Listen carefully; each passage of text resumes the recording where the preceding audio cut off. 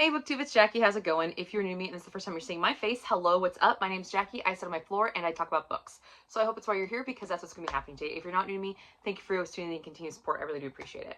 So today for you, I have my week 4 weekly wrap up. I know this is coming to a little late. I got kind of behind, but I have all of them written up, and instead of combining them into videos, I'm going to do them as if I was filming them on time. So yeah, that's how it works. But during the week 4 was January 25th and January 31st, that time span. So this is everything that I completed and all my reading shenanigans in between. So if you'd like to find out what was encompassing my time frame at the end of January, grab yourself a drink, have yourself a seat, and let's get talking some books. Okay, week 4. That week I completed 2 books. I was super stoked about it, guys. I was super stoked. Oh yeah, and there were some good books. Had a good reading week. The first book I completed was Beautiful Darkness by Cami Garcia and Margaret Stoll. I gave this 3.5 stars. This is the second installment to the Castor Chronicles. The first installment was Beautiful Creatures. It was turned into a major motion picture a few years back. This is a very popular series way back in the day. Young adult paranormal, kind of when all those paranormal young adult novels were coming out, and it was like huge rage. I didn't read this series then, but I did read the last one, Beautiful Creatures, last year. I gave it 4 stars. This one I gave a 3.5. And I did the same thing as I did last time I read Beautiful Creatures. I listened to an audio. And this audiobook did not disappoint yet again. It was a good time. A brief summary about this book. It is a direct sequel to Beautiful Creatures, so I can't go into a great deal of depth about it without ruining Beautiful Creatures. But it is, again, all from the same perspective, the male, Ethan, which is one of the reasons I like this series, is it's from a guy's perspective. There wasn't a lot of young adult series out there from the male's perspective. It's usually from the females. So I was very intrigued to give this series a try, and the second book did not disappoint. Still from Ethan's perspective, that's our main character. It further developed the world and the larger plot of this whole series. I felt it did a really good job. It's definitely a second installment book. There is a lot of plot development. There's a lot of world building in it. We did get some new characters that were introduced, and it definitely would fall under the scope of a journey style book. There is a journey taken in this, and that's pretty much the gist of the book. So definitely a traditional second installment to a series. Now, what worked? Again, I listened to this on audio just like I did the first one. It was on point. The audiobook did not disappoint. It still had the same feel, same vibe, the same extra sound effects that the first one did. It still had the Castor song. So in the first one, it's 16 moons, and this one, it's 17 moons. So it was 17 moons, 17 years. I really enjoyed that. I thought it was cool. I still feel like this book should have a soundtrack. Like, I really need a soundtrack to this so I can hear it, because there's some dope songs and some dope lyrics, okay? Because the song is definitely what kind of helps convey the magical side of the story and what's going on. Kind of like a premonition of what's to come, but you don't really understand because it's all like kind of vague and clouded and stuff. So I enjoyed it. Male perspective, I love male voices. I prefer them in audiobooks. So definitely enjoyed that. Had a great time with it. Now, there were some new characters in this book, and the audio narrator did a really good job of keeping those voices separated, because most of our new characters are males.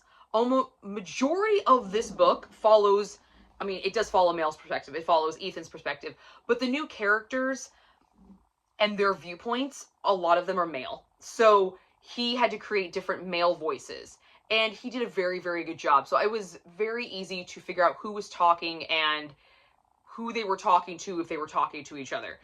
So I really enjoyed that. The audiobook is going strong, and I plan on continuing the rest of the series in audiobook form, because it's not failed me yet. So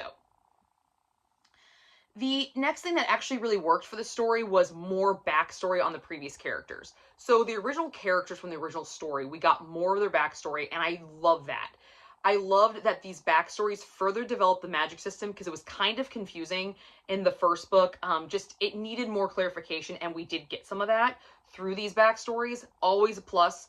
The rules of the Castor world. The Castor world is fucking nuts, guys, okay? It's there's a lot of shit in this world.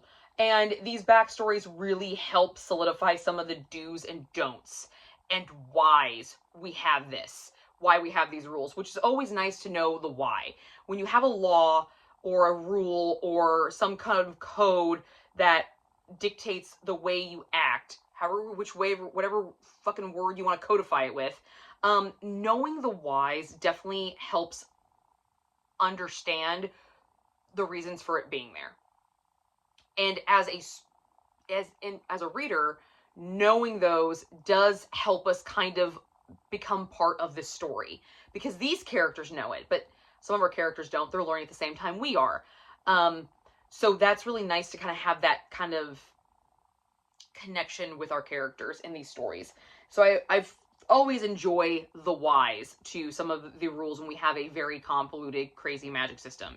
It makes understanding it, it makes remembering it, it makes seeing the beauty in it and also the downside much, much easier when we have some of those rules. The backstories also created new pathways for future plot points. Now, this is a finished series. It's an old series, guys. So it's not like she could just like future, but I have not read this series. I don't know. I've not been spoiled for this series. Believe it or not, I have not looked into the other books, so I don't know what the big climactic thing is with these books. So for me, these backstories have created more pathways for the plot to go in further installments. And there's a lot of different avenues we could go, and I'm very excited to find out which one she takes. There is some obvious ones that I'm not too excited about, but there are ones that I'm kind of hoping she delves into, because, or they, I keep saying she, there's two authors to this book, guys, okay, there's two. I'm very excited to see where they go with it, okay, I'm very, very excited to see that. Another element in the story that worked was Lincoln. I love him. Lincoln is one of our side characters, and he is Ethan's best friend. He was fun in the first book. He just took it and ran with it in the second book. They really elevated him a lot. His development was great. We got to see significant growth with him. We got to see his more interaction with people, which is always nice.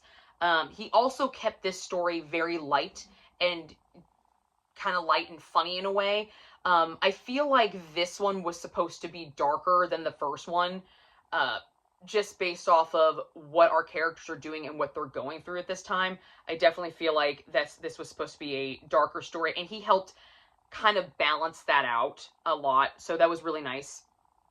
I'm really anxious to see what's done in the future with his character, because there is a twist with him at the end of this story, so another avenue, another plot line, another maybe carryover series. I don't know. I don't know. I have not researched enough to know if these authors have done anything else with this world, have entered this world again. I don't know. And I'm not going to, because I don't want to be spoiled for anything of the series just yet.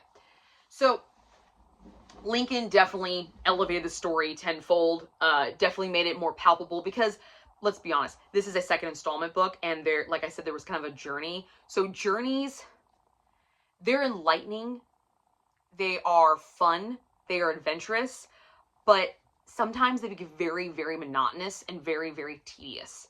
And he helped sway you from that. So I really appreciated that they used him as that resource, because he's fucking hilarious. And they already set him up very, very well in the first book to be kind of a comedic kind of relief. So he was definitely utilized very, very well. What didn't work in this book? Okay. So I understand magic. Magic, guys, okay? There's a magic involved in this. So magic is the cover-all answer for everything. But, and this is something a lot of YA books do. They do suffer from this. They do deal with this. There are so many coincidental saves in this book. It's kind of ridiculous. Like, come on.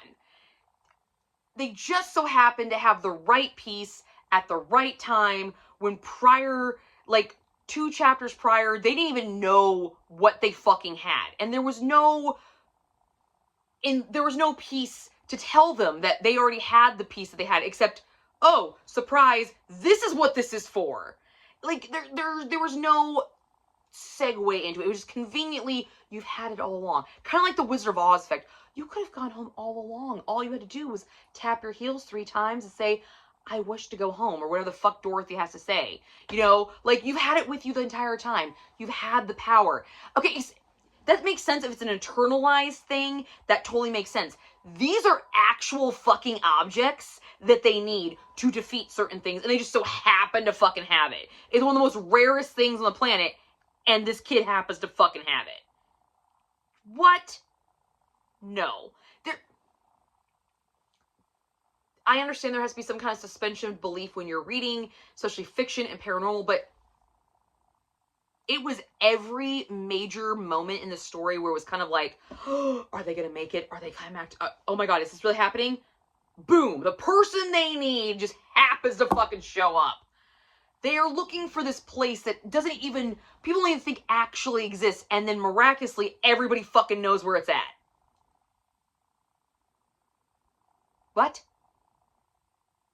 Beginning of the book, nobody knew where the fuck this thing was, and now apparently everybody fucking knows. Sure. Sure. A lot of coincidental saves in this one. That was really annoying. Because after about the 6th one, I was annoyed. I was like, okay, cool, thanks. And then the big, huge one is what's really just like, I mean, we already knew. We already knew. We knew. And it wasn't fun. It was just, really? Well, cool. They didn't actually do anything. They got their asses saved 9 times out of 10 by somebody else.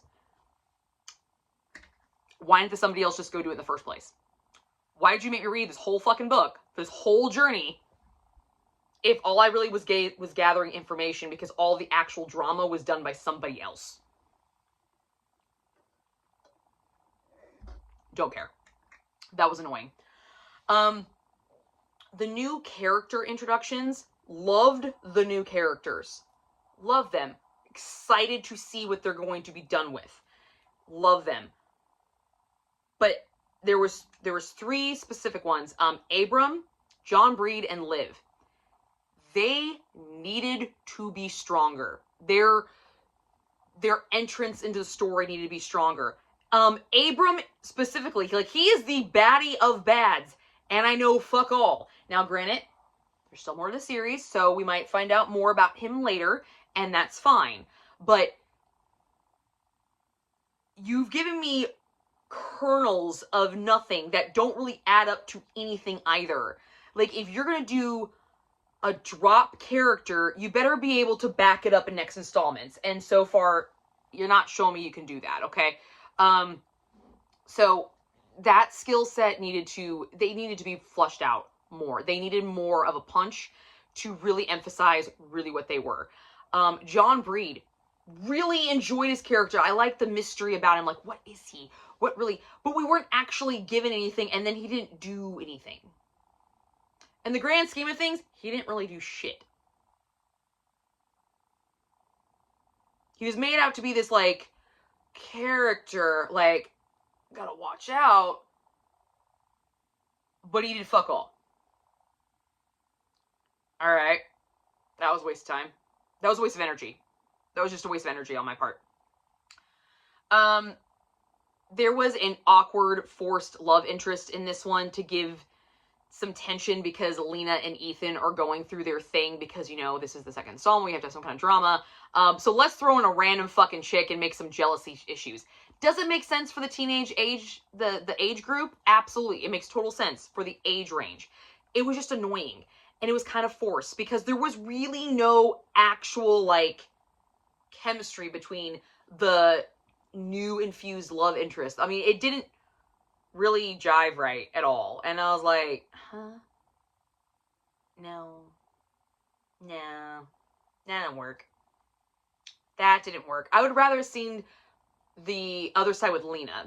This love interest happens to be with Ethan. I'd rather have seen the thing with Lena. I think that would have been a much cooler aspect because I just feel like there was more substance there and there wasn't a lot. So if that explains anything, I'm going to scoot you guys back a little bit. You're like really close to my face. Just saying. I'm sitting here, I'm looking at the camera, I'm like, yeah, you guys are really close. Like, I have to like sit way over here to make sure my little graphic doesn't hit my head. So, the other thing that this was a problem in the first book too, magical elements. They are very, very convoluted. The way they are described, the way they're given to us, very in a convoluted manner. Yes, do some of them get more explained with backstories? Absolutely. But now in this show, we've been given even more of the magic system, and it wasn't further explained. I don't mind having things explained in next installments. I don't mind that tactic. But when it's something so poignant to the story, and it's kind of confusing, and you're not giving any more, you're just adding. You were answering some of the previous questions, but you just kept adding more on top of it. It was just like, I can't fucking keep up. I am treading water here. My neck is like, it's up to here. Like, I can't keep doing this. Like, you gotta give me some reprieve. And a little bit of reprieve you gave me was enough to just like, sort of keep me afloat. And then you dumped a bunch on me. Like, you're waterboarding me here with magic. Okay? Waterboarding me here with magic. And I don't like it. I don't like it. I want answers. I need answers. By the end of the second book, I should have, especially since I know this is only I think it's a 4-book series? 3-book? I know there's like a little novella, 2.5, so I don't know if maybe it's just a 3-book series with a novella. That might be what it is. But by the end of the second book, I should have a pretty good grasp of the magic system. And I know some pieces, but I don't know enough to actually say, yeah, I totally understand the system. So, really hoping that gets alleviated in the next book, because it's getting really annoying. As for a spice rating, this one did not ramp it up. I was very upset that it did not ramp it up as more than the first one. I gave this a puff because it's, honestly, there's more tension in the teenage imagination than there is in actual contact in this book. Lot of dreams. Lot of dream talk. Over it. Over it. No. Give me the real thing. Either don't give it to me, or just give it to me. Don't give me imagination all the time. Alright? Don't. That's annoying. But all in all, I gave this 3.5. I do intend to continue with the rest of the series. The audiobook version, definitely. I had a very good time with the audiobooks in this series, for sure. So, the next book, the other book that I finished that week was Bridge to Haven by Francine Rivers. I was reading this for the Francine Rivers Books Club, hosted by Oceana, and I will link the discussion video in the down box below so you guys go check it out. This is a standalone. It is Christian romance. It's a very loose retelling of the prodigal son story from the Bible, but it's a prodigal daughter returning. There are some heavy-ass fucking triggers in this for a Christian book. Okay, I'm just gonna be straight up honest. We have drugged sexual assault. You fell. Thank you. We have drug sexual assault, death of a parent, childhood trauma with adoption, PTSD during wartime scenes, domestic abuse, abortion, and a couple others. But those are the heavy hitters. Yeah. Yeah, this book hits right in the feels. Right in the feels, guys. Right in the feels. So, a little summary. Abra was born under a bridge and left for dead when Pastor Zeke found her. Okay? He was walking in the morning, as he always does, and he hears a cry, and he finds her wrapped in a sweatshirt, left underneath this bridge to their town of Haven. Alright? His wife and him took her in, even though he felt like he shouldn't, because his wife's heart was so weak due to a heart condition that she had that got exacerbated when they had their firstborn son. And he knew he shouldn't, but she convinced him that this is exactly what we wanted. We wanted another baby. God has listened. She's supposed to be ours. However, without spoiling the story as much as I feel like I'm going to really convey what worked and what didn't work in the story, it is kind of inevitable that her mother does pass away. It's very obvious. It's even in kind of the back synopsis of the book, so it's not really a spoiler. But the mother does pass, and Zeke is overwhelmed. So he finds a family who originally wanted Abra in the beginning to adopt when she was adopted, and they take her in. They have a young daughter. They're very close in age, sisters, the whole 9 yards. So he gives her up for adoption to them. And they are part of his clergy. So he still gets to experience her growing up and being part of her life. However, Abra is at the age where she is starting to have cognitive memories of this happening, and she remembers this moment, and it dictates pretty much the rest of her existence. She grows up feeling like she's not actually wanted, and she's always a burden, or she's never enough. It definitely scars her growth and definitely skews her development of who she becomes as a young woman. In high school, towards the end of high school, a tall, dark, and handsome drink of water comes in and literally sweeps her off her feet, makes her feel like she is the bee's knees, she is everything to him, and he takes her away to Hollywood, where he is from. And that is where our story really kicks off, because it is in Hollywood that she realizes that the world is not a safe place. And the haven that she left was her safety, even though she felt like she didn't belong. So, without spoiling the story anymore, that's where I'm going to leave you with this story. However, now for what worked in this book. Character growth. I very much enjoy Francine Rivers' writing. I love her writing. Redeeming Love, one of her books, is one of my favorite books of all time. I've cried so many times reading that book. And this book almost brought me to tears. But the character growth in this is just like in her other books that I've read. She's got very, very strong character arcs. You definitely see a growth, a change of opinion, a development. You see the trials and tribulations that lead to these changes in thought. You see the ups and downs. You see the indecisions. You see the human crisis and how faith comes in and kind of sort of swoops in and saves the day. But you see the struggle with it. You see the struggle between people. You see the struggle between yourself. And you see the struggle between you and your faith. And I really, really enjoy just the character development in this book. We get a few really, really strong character development angles. Not as many as I thought we should have gotten for what the grand theme of this book is. But the ones we got were solid and strong and to the point, and I really, really enjoyed them. Very, very well done. So I mentioned the grand theme of this book. The grand theme of this book is redemption. That is the main component to this story. And it's consistent throughout this entire book. This entire book, you see it. You see it primarily with Abra. That's our main character. And you see it with a few other characters. There's some characters where I wish we had seen it. But maybe one day down the road. I don't know. But it is consistently there. It is always all of the instances, all the scenarios. It's brought back to that moment where you know that this is what this is the ultimate goal, is to have this kind of redemption of faith and everything in that nature. And I loved it. I also really liked the handling of her triggers. She is a gutsy writer. I mean, she's a Christian writer and she's writing about abortion, sexual assault, drugged sexual assault, mind you.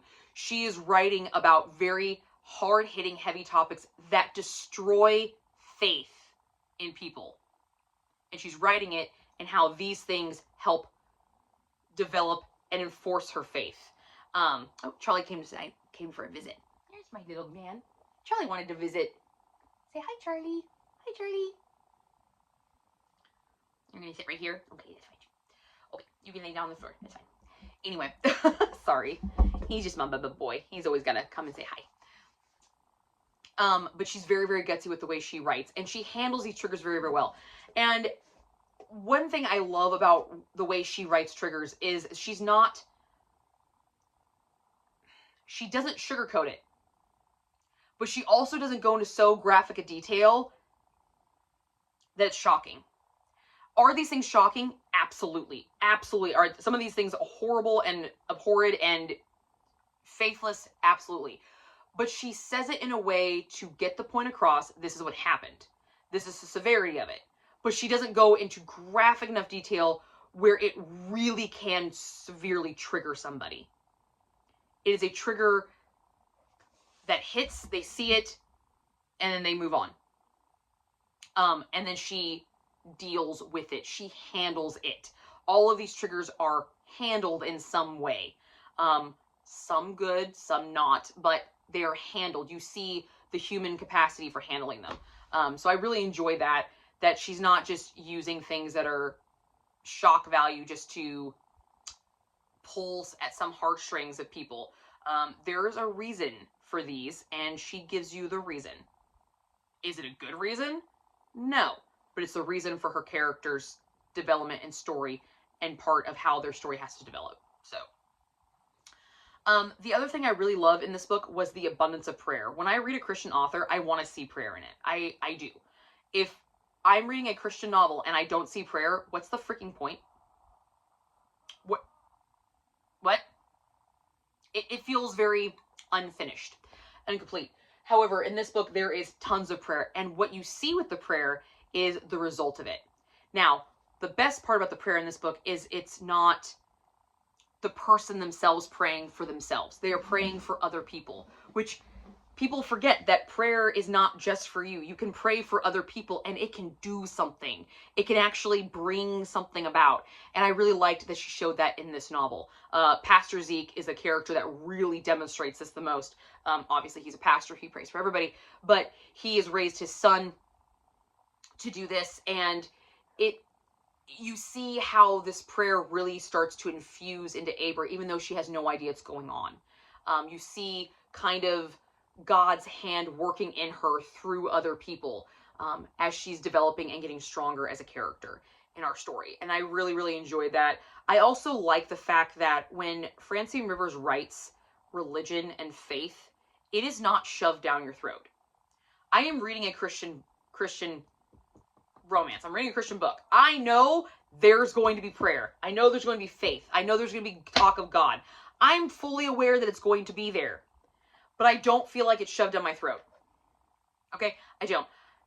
Being force-fed religion is shitty. It's fucking awful. Okay? Religion is a beautiful, spiritual, it is a major part of people's lives, and to have it shoved down your throat sucks. Alright? It just straight up does. And she doesn't do that. What she does is she puts it out there and lets you take from it what you need. And she utilizes it as a tool within her stories. I've read authors that put prayer in stories, but it feels very preachy, like they're preaching their own faith. She's preaching their faith, their stories, their prayers. Their prayers are designed for these individualized people. They're not just generalized prayers, okay? That's another thing I really like about Francine Rivers' writing, is how she makes faith so personal, but yet so widespread. That the way she writes these prayers and these stories of redemption and these moments of faith and intuitiveness and really seeing God. Yes, they are special and unique to these characters, but they can be translated into your own life. And it doesn't feel like it's forced. It does not. It's a natural progression for your mind to go there. And that's what I really, really appreciate about her writing when she writes faith, because growing up, faith was never shoved down my throat, but I did go to a Catholic school, and so I was required to take religion. Not that I had a problem with it, because I enjoyed studying religion, but I do know a lot of people did not appreciate that, and I know people don't want religion shoved in their face. So I like that this author can still write a very great, well-scripted story, and yet still have that faith element. But if you took that faith element out, you would still have a slam dunk of a story. You would. You don't need all the prayer in the story to make this story work. It elevates it. Okay? That's what it's doing. It's a tool that is elevating it, and it makes it just that much more special. And I really like that about that story. I really like that about this book, for sure. And her writing. She does that in a lot of her books. As much as I like this book, there were some things about that I did not like. The first one is being that the ending was very sped up. When it's all said and done, and Abra has gotten her redemption for all the things that, people think she did wrong, or what she thinks she did wrong, the ending just, there were some unanswered questions that I felt like Rivers just kind of answered and then dropped. And it wasn't needed. I did not feel like it was needed.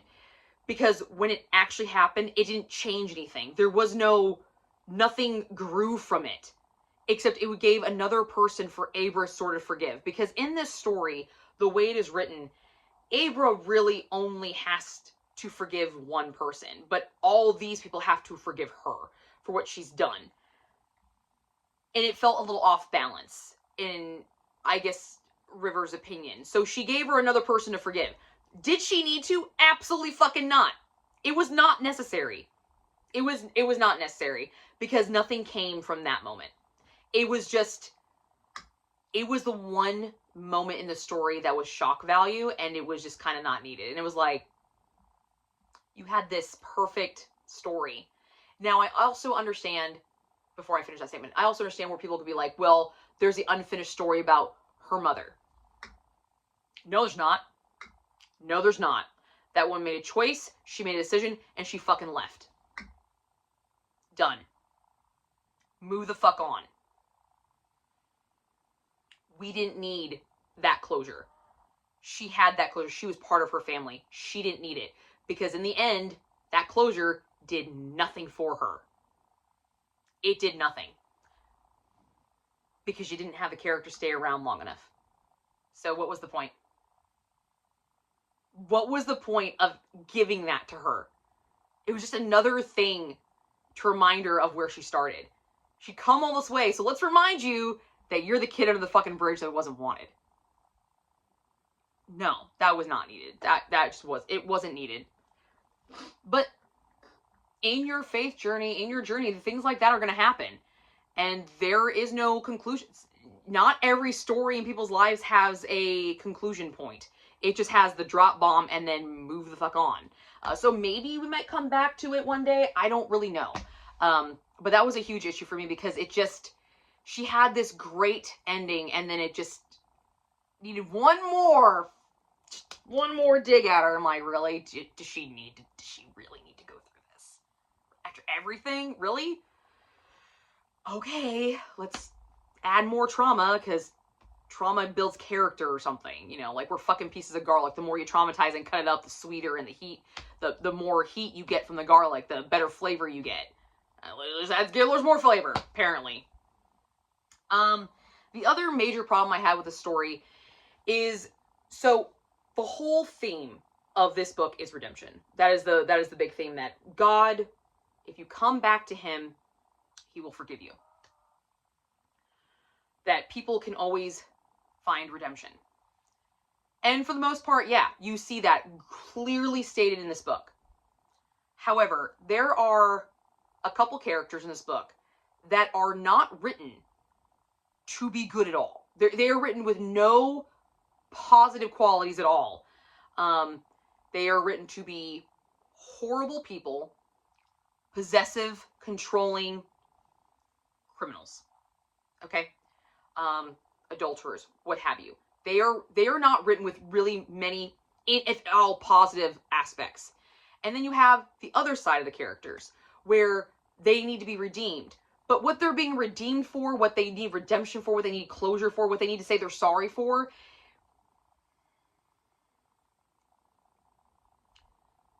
they're flawed. They're not evil, they're flawed.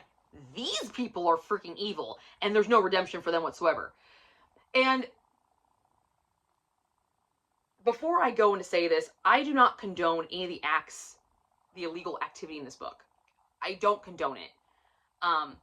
But for the characters that committed these horrible acts, they were never given a redemption. At least not in this book. And are there bad people out there? Yes. Do they deserve forgiveness? My opinion? No.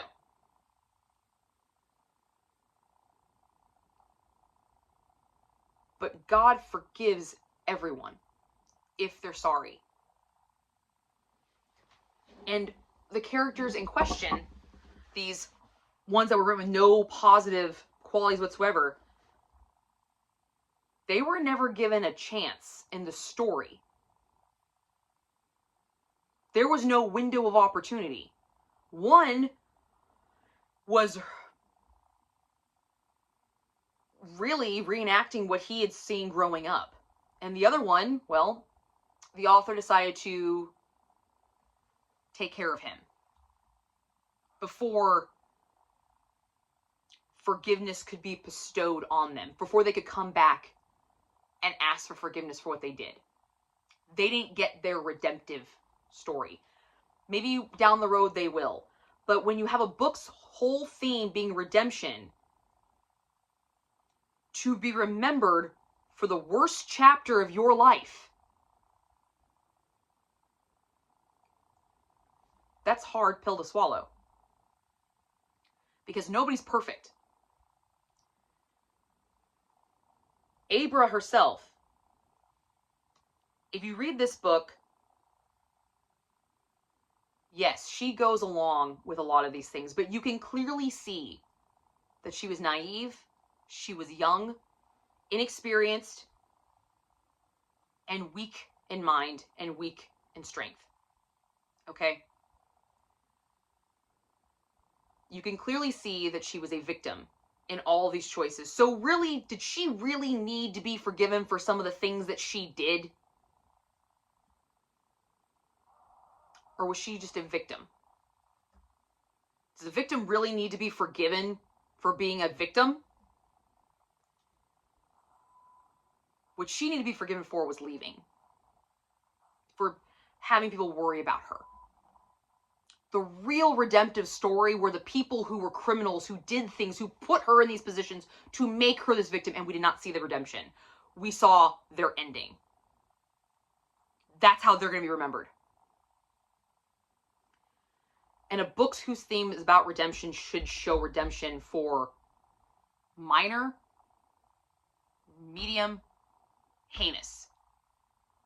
If you're going to talk about redemption, redemption is a gift that can be bestowed on anyone if they're sorry and given that opportunity. And we were never given that storyline, and that was one of my biggest problems with this book, is that I understand the redemption of Abra, but I really wanted to see the redemption of the boyfriend, of the husband. I wanted to see them say they were sorry. I wanted to see Abra forgive them for putting her as a victim. Because the way this book makes it out, she only got to forgive one person. The one who started it all. So that was kind of my biggest hiccup with this book. And that is the reason why it is not 5 stars. It is only 4.5, because I felt like it really missed that mark. That missed that moment to really show what God is capable of doing. Really show it. But people are reading this book, and people are less forgiving than God. Which is why I think, honestly, it was not shown. Although I have seen authors do it. I have seen authors take heinous criminals and make you fall in love with them because of their redemption arc. And I am a sucker for a good redemption arc. Oh, I am. Especially when it is earned, and it is warranted, and it is fought for. Because I do believe people can change if they want it bad enough. Now, this is a Christian fiction book, Christian historical, so there was not going to be a lot of spice rating, but I did give it 1 chili pepper because there is some adult graphic scenes, but they are fade to black, and they are not all consensual adult graphic scenes. So the adultery scenes, the sexual assault scenes, they are in there, but they are fade to black, but you're clearly aware of what is going on because you see the before and you see the after. You are clearly aware of what happened. There's no misconstruing what was going on. So I did give this 1 chili pepper on the basis that they use very dark scenarios, fade to black scenarios. So, but other than that, 4.5 stars on this book. Another strong contender for Fancy and Rivers. I'm so glad I'm participating in this book club, this read along, because I've been wanting to read more Francine Rivers for a long time, and this definitely is it. Very, very happy about it. So, but that was my week 4 in reading, guys. I hope you guys enjoyed this, and I hope you guys will all tune back in for another video. But that's what I've got for you guys today, and I will see you guys all soon with another one.